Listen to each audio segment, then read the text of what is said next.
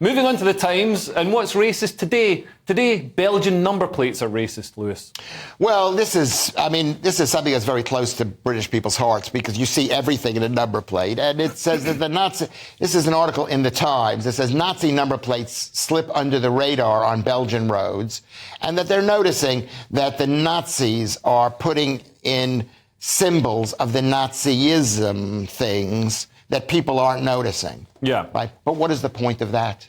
What is the point of having a vanity, we would call it in America, vanity license plate that you pay top dollar for, that has symbols in it that don't speak to anybody? You want to say, I am a Nazi. Well, maybe other Nazis, be driving along in your little Beetle, which, I think was developed by them. But, you're driving along and you see a number plate that says, I heart Hitler or whatever it is. And you think, and you toot.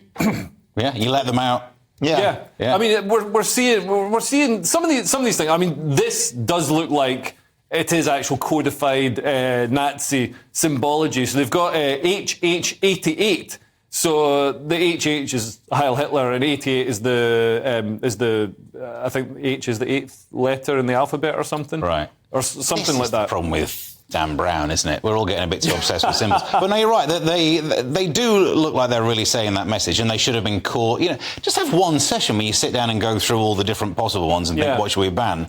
But at the same time, it's not as if because now they're bringing in a new law where you can confiscate a number plate. Yeah. But if you take away a Nazi number plate, still a Nazi. It's not going to solve the basic problem here. It's just going to hide it from the front and back of cars. Yeah, and also, what if your name's Harry Hiller and you're born in 1988 and you want to commemorate that with a fancy number plate? You're going to be, not going to be able to do that. And the problem is, if you stop doing this, you're taking money from the state. Is that each of these license plates costs the individual €1,000. Right. Whereas in New York State, which is the greatest state in the greatest country, whatever in the world, is if you want to get a license plate that says I love Hitler, if they let you, it's only £45. $45. So it's much cheaper to be a Nazi in New York. I have seen some ridiculous claims of codified fascist symbology, like the Canadian truckers. They're honking their horns. Yeah. I think, I can't remember which CBC, like some left-wing government-run media outlet said,